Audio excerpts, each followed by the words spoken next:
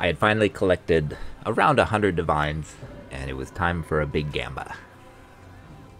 I'll be posting a video this weekend on part of how I made up to 100 divines on the craft.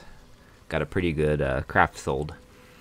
But with 100 divine, it wasn't quite enough to fund a Flicker Strike build. I want to try a pretty expensive version and just experiment.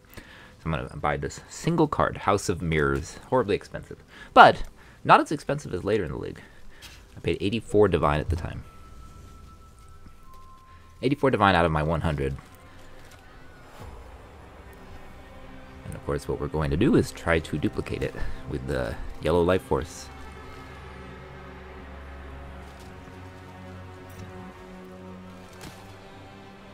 And it succeeded. We got the double massive chunk of divines in 1 second. Now as you can see, I'm about to sell it for a good chunk. I could have kept going. I could have made huge amounts of money possibly, but of course it could have broken. When you hit it on 2, it can turn to 3, it can turn to 1, it can turn to 0, or it can turn to 4. So I sold it all, got 168 divine.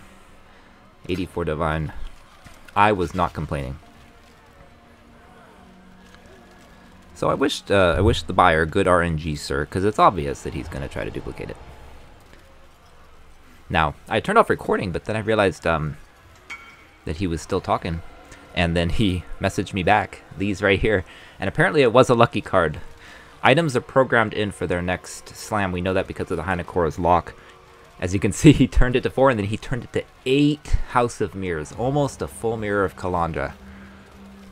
It's actually better to sell them individually as cards, but 8 out of 9. I mean, think about that. 84 divine each.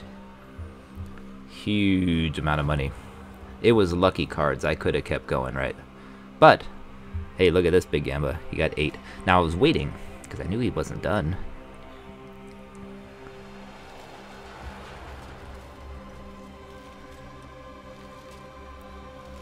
What did he do? Did he break them all down to 0? Back down to 1? Did he lose them all?